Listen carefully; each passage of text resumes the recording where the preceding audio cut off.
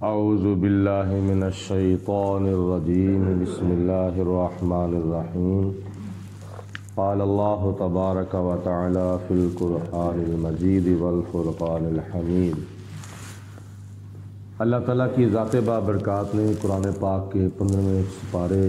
کی سورۃ بنی اسرائیل کی آیت نمبر 11 کے اندر ارشاد فرمایا ہے وَيَدْعُ الْإِنسَانُ بِالشَّرِّ دُعَاءَهُ بِالْخَيْرِ، اور کبھی کبھی انسان شر کی اور برائی کی دعا مانگ بیٹھتا ہے۔ بالخیر، دعاءہ بالخیر، جیسے وہ خیر کی دعا مانگتا ہے،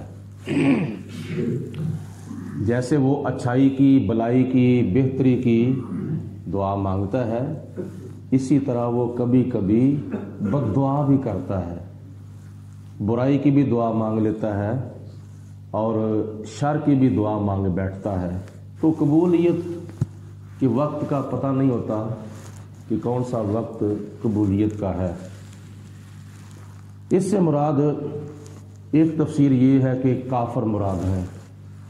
کافروں کو جب نبی پاک علیہ الصلوۃ والسلام نے جہنم کے عذاب سے ڈرایا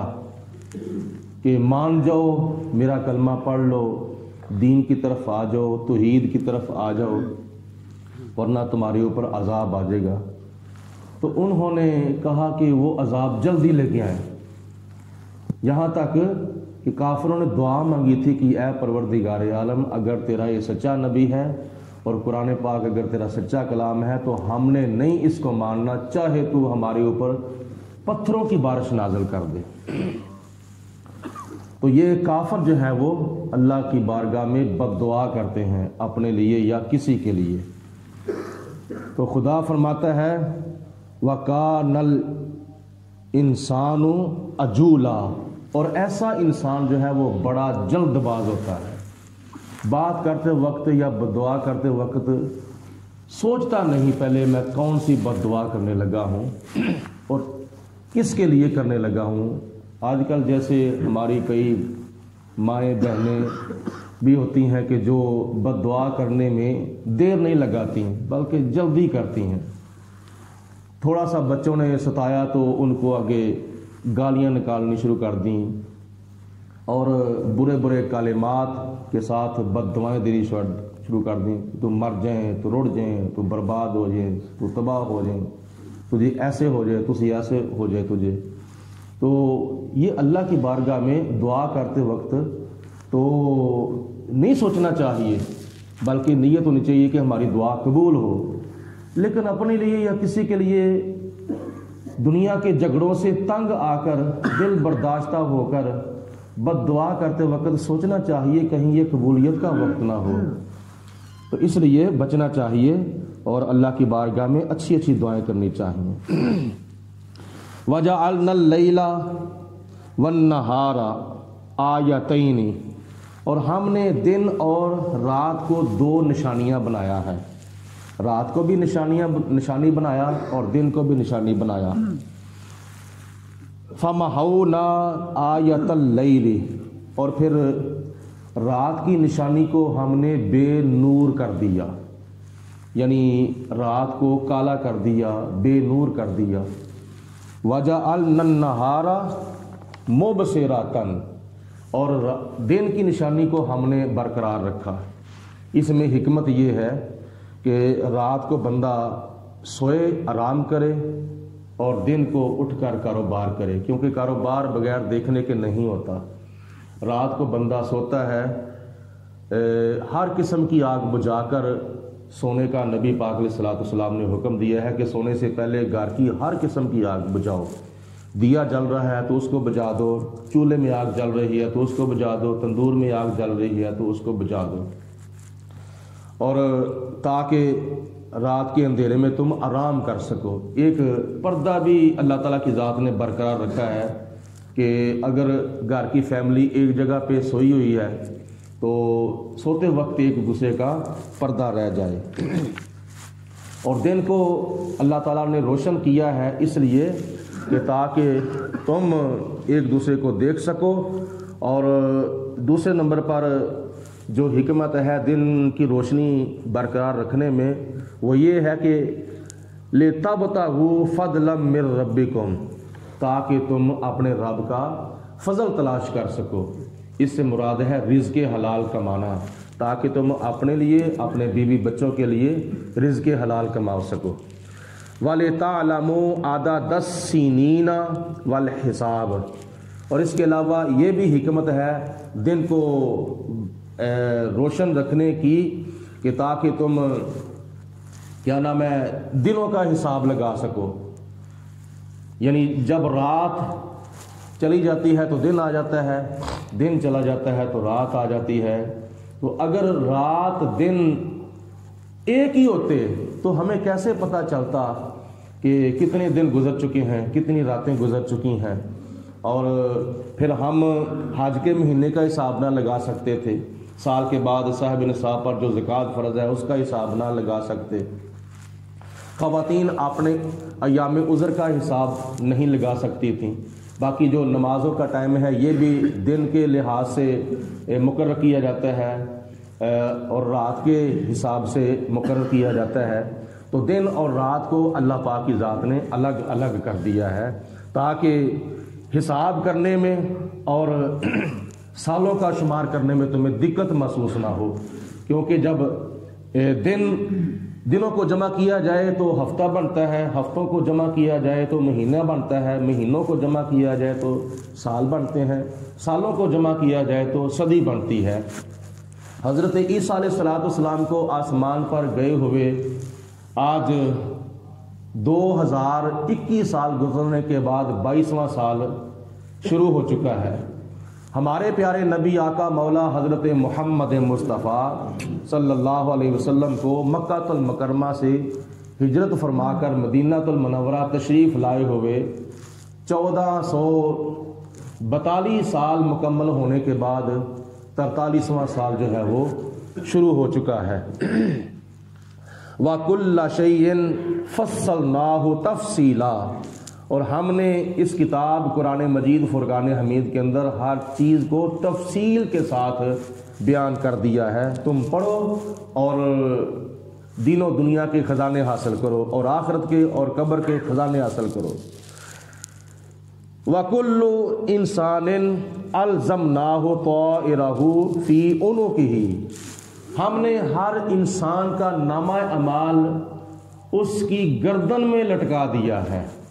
ہر انسان کا اعمال نامہ جو ہے وہ اس کے گلے میں ڈال دیا ہے، جہاں بھی جائے گا اس کا نامہ اعمال اس کے ساتھ ہوگا، یعنی اس کی جو قسمت میں لکھا ہوا ہے، شقاوت یا سعادت، خوش بختی یا نیک بختی، تو اس کے گلے کے اندر ہم نے اس کا نوشتہ جو ہے وہ ڈال دیا ہے۔ اس سے مراد اس کی وضاحت جو ہے وہ ہمارے کندھوں کے اوپر جو فرشتے مقرر کیے ہیں، نامہ اعمال، یہ اللہ تعالیٰ کے فرشتے کرامن کاتبین ہیں۔ اگر ہم نیکی کرتے ہیں تو دائیں کندھے والا فرشتہ لکھ لیتا ہے، اگر ہم گناہ کرتے ہیں تو بائیں کندھے والا فرشتہ لکھ لیتا ہے۔ تو جہاں بھی جائے گا یہ دونوں فرشتے اس کے ساتھ ہی ہوں گے۔ وَنُخْرِجُ لَهُ يَوْمَ الْقِيَامَةِ كِتَابًا،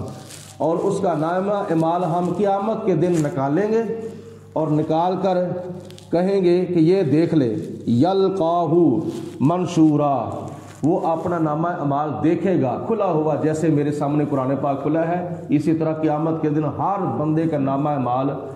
کھلا ہوا ہوگا، اس کے سامنے آئے گا، وہ دیکھے گا۔ اقرأ کتابک، پھر اللہ پاک فرمائے گا اپنا نامہ اعمال پڑھ۔ اگرچہ وہ دنیا کے اندر ان پڑھ ہی تھا، لیکن قیامت والے دن وہ پڑھ سکے گا اپنا نامہ اعمال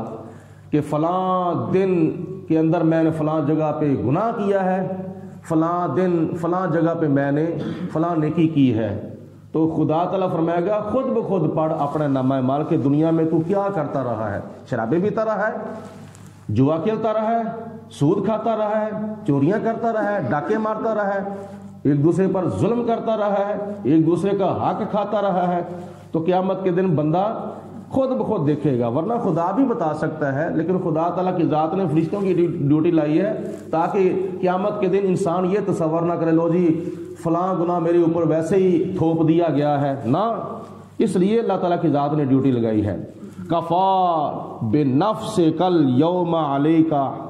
حسیبا، اور قیامت کے دن اللہ پاک فرمائے گا تو خود ہی اپنے آپ کا محاسبہ کر،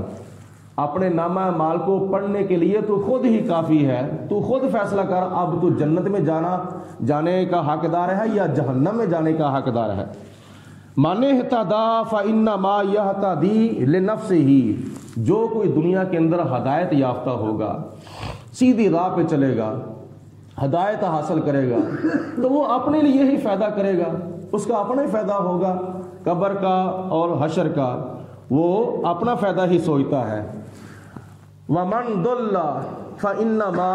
يَضِلُّ عَلَيْهَا، اور جو کوئی گمراہی حاصل کرتا ہے، ہدایت کی طرف آتا ہی نہیں ہے، تو اس کی گمراہی کا زوال بھی قبر و حشر کے اندر اسی کے اوپر پڑے گا، وہ اپنا ہی نقصان کر رہا ہے۔ وَلَا تَزِرُ وَازِرَةٌ وِزْرَ أُخْرَى، اور قیامت والے دن کوئی بوجھ اٹھانے والی جان کسی اور کا بوجھ نہیں اٹھائے گی، ہر کوئی اپنا اپنا ہی بوجھ اٹھائے گا۔ بیٹی ماں کا بوجھ نہیں اٹھائے گی، ماں بیٹی کا بوجھ نہیں اٹھائے گی، باپ بیٹے کا بوجھ نہیں اٹھائے گا، بیٹا باپ کا بوجھ نہیں اٹھائے گا، بہن بھائی کا اور بہن بھائی کا بوجھ نہیں اٹھائے گی، اپنا اپنا بوجھ ہی قیامت کے دن اٹھایا جائے گا۔ وَمَا كُنَّا مُعَذِّبِينَ حَتَّى نَبْعَثَ رَسُولًا، ہم کسی کو اتنی دیر تک عذاب نہیں دیتے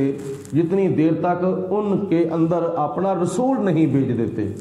جب اللہ کے پیارے رسول علیہ الصلوۃ والسلام تشریف لاتے ہیں تو دنیا والوں کو کہتے ہیں کہ اللہ ایک ہے اور جو وحدہ لا شریک ہے وہ عبادت کی لائق ہے۔ پھر اگر کوئی نہیں مانتا تو اللہ تعالیٰ ان کے اوپر پھر اپنا عذاب نازل فرماتا ہے، ورنہ کسی رسول کو بھیجنے کے بغیر اللہ کسی کے اوپر عذاب نازل نہیں کرتا۔ وَإِذَا أَرَدْنَا أَن نُهْلِكَ قَرْيَةً، جب ہم کسی بستی کو ہلاک اور تباہ و برباد کرنا چاہتے ہیں تو پہلے امرنا مترفیہا، پھر ہم اس بستی کے جو سردار ہیں نا، سردار خوشحال لوگ ہیں، ان کے پاس ہم پہلے اپنا حکم بھیجتے ہیں، یعنی اپنے رسول کے ذریعے ان کو ہم راہ راست کا پیغام بھیجتے ہیں کہ سیدھی راہ کی طرف آؤ۔ فَسَقُوا فِيهَا، جب وہ فسق و فجور میں مبتلا ہو جاتے ہیں، اس کے باوجود بھی میرا پیغام پہنچنے کے باوجود بھی فسق و فجور میں گناہوں میں مبتلا ہو جاتے ہیں، فَحَقَّ عَلَيْهَا الْقَوْلُ، تو اب ان کے اوپر میرا قانون جو ہے وہ پورا ہو چکا ہے، اب وہ عذاب کے مستحق ہو چکے ہیں۔ فَدَمَّرْنَاهَا تَدْمِيرًا، پھر ہم ان کو ہلاک کر دیتے ہیں، پھر ہم ان کو تباہ و برباد کر دیتے ہیں۔ آگے ان کی مثالیں آ رہی ہیں۔ وَكَمْ أَهْلَكْنَا مِنَ الْقُرُونِ، کتنی ہی ہم نے بستیاں اور قومیں تباہ و برباد کر دی ہیں، من بعد نوح، حضرت نوح علیہ الصلوۃ والسلام کے بعد قوم نوح بھی تھی، قوم لوط بھی تھی، قوم ہود بھی تھی، قوم سمود بھی تھی، جنہوں نے اپنے نبیوں کے ساتھ سرکشی کی تو خدا کی ذات بابرکات نے زلزلے کی شکل میں، آندھیوں کی شکل میں، بارشوں کی شکل میں، بجلی کی شکل میں ان کے اوپر عذاب نازل کیا اور ان کو تباہ و برباد کر دیا۔ وَكَفَى بِرَبِّكَ بِذُنُوبِ عِبَادِهِ خَبِيرًا بَصِيرًا، اے میرے حبیب علیہ الصلوۃ والسلام، آپ کا رب اپنے بندوں کے گناہوں کو یاد رکھنے کے لیے اور دیکھنے کے لیے اور ان گناہوں کی خبر رکھنے کے لیے کافی ہے۔ من کان یرید العاجلۃ، اور جو کوئی دنیا کا مال جلدی طلب کرتا ہے کہ مجھے دنیا کا فلاں مال جلدی مل جائے، جلدی مل جائے، اور یہ طلب کرنے میں جلدی کرتا ہے، اجلنا لہ فیہا ما نشاء لمن نرید، تو خدا فرماتا ہے کہ ہم ان میں سے جس کو چاہتے ہیں اور جو چاہتے ہیں پھر ہم اس کو دے دیتے ہیں۔ جس کو چاہتے ہیں دنیا کا مال جلدی اس کو دے دیتے ہیں اور جتنا چاہتے ہیں اتنا ہی دے دیتے ہیں۔ ثم جعلنا لہ جہنم، تو پھر ہم ان کے لیے آخرت میں جہنم کو تیار کر دیتے ہیں۔ جب وہ محشر کے میدان میں آئے گا تو اس کا حساب ہونے کے بعد وہ جہنم کے اندر جائے گا۔ ان کو جہنم میں خدا بھیجے گا کہ جو دنیا کو طلب کرنے میں جلدی کرتے ہیں اور پھر دنیا کا مال چاہتے ہیں کہ ہمیں دنیا کا مال مل جائے، آخرت کو نظر انداز کر دیتے ہیں۔ تو خدا فرماتا ہے کہ دنیا کے اندر تو ہم ان کو دے دیتے ہیں جس کو چاہتے ہیں، لیکن آخرت میں ان کے لیے کیا ہے؟ ثم جعلنا له جہنم، ان کے لیے جہنم کو تیار کیا گیا ہے۔ یصلاها مذموما مدحورا، پھر اس کو جہنم کے اندر اس حال میں داخل کیا جائے گا کہ ان کی مذمت بھی کی جائے گی اور ان کو ذلیل بھی کیا جائے گا، ذلیل کر کے اور ان کی مذمت کر کے ان کو جہنم کے اندر دھکیلا جائے گا۔ ومن اراد الآخرۃ، اور جو آخرت کی طلب کرتا ہے، دنیا کے اندر